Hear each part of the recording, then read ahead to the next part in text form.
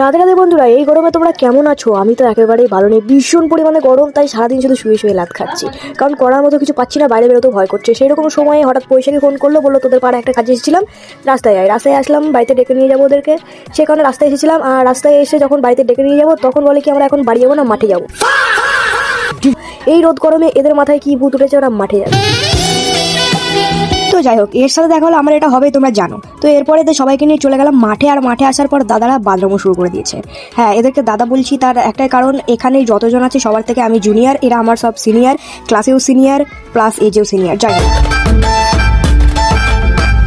বিকেলবেলায় মাঠের ভিউটা দেখতে সুন্দর হলেও আবহাওয়া মোটেও সুন্দর ছিল না, প্রচন্ড পরিমাণে স্যাঁতস্যাঁতে গরম। ভাই ভাই এত গরম, তারপরেও এরা কি করতে মাঠে এসেছিল এরাই যায়। অবশ্যই রিলস করতে এসেছিল, যেটা তোমরা নেক্সট দেখতে পাবে। উল্টো সাইডে দেখতে পাচ্ছ এই যে দাদা সন্ধে হয়ে এসেছে, তারপরেও সানগ্লাস পরেছে, সেই জন্য তাকে সবাই একটু রোস্ট করছিল। আর এই সাইডে দেখতে পাচ্ছ এটা এখন রিলস সেকশন চলছে প্রচন্ড পরিমাণে। আর ভালো ক্যামেরাম্যান একটা পেয়েছে, যেখানে যাচ্ছে সেখানে রিলস বানাচ্ছে। বেশ ভালো একটা ক্যামেরা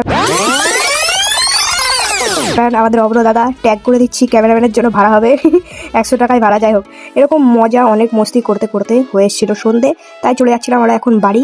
তো চলো দেখা হবে নেক্সট কোনো ব্লগে। Tata, bye bye.